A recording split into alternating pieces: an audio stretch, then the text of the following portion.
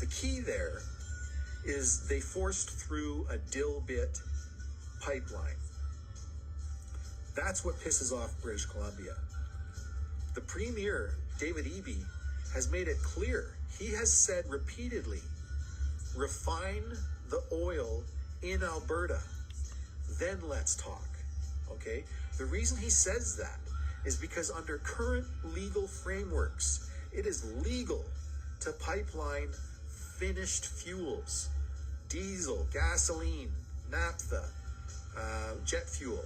Those are legal currently to pipeline through British Columbia to the coast. And then on the coast, legally, you can load that finished fuel into 12,500 ton shuttle tankers, which sounds big but isn't on the scale of oil tankers. These smaller shuttle tankers can then transit the Hecate Strait relatively safely because they're so much smaller and more maneuverable.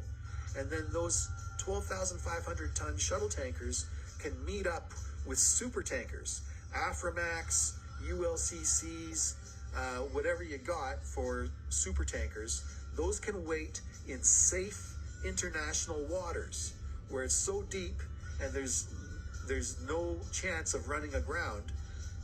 The shuttle tankers can meet up with them in international waters, and they call it lightering when you shift the fuel from one tanker to another. This is a common practice around the world in places with dangerous waters like the Hecate Strait. They don't just not do it. They do it carefully.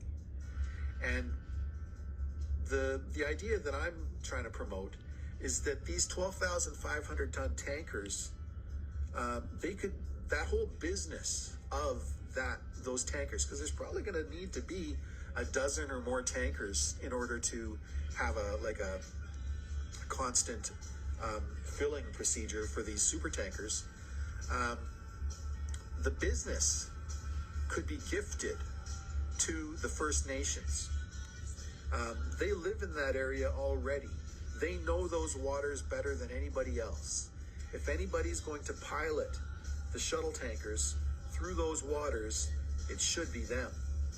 And so it's a matter of getting them loan guarantees so they can buy the boats or ships, tankers, whatever you want to call them,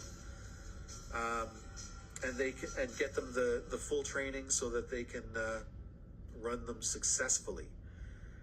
That then includes the First Nations in the revenue model of getting fuel, finished fuel, from Alberta to international markets. So now, instead of just trying to force toxic dilbit down British Columbia and First Nations throats, instead, you ship finished fuels which evaporate if they spill. That's the key. Dilbit is a sticky substance that sinks and covers everything and is a nightmare to clean up. That's why BC and First Nations don't want dilbit. So the key is finished fuels, ship that, and Alberta and Canada can prosper together. And if we can do that, then there's no reason we can't build a pipeline east as well.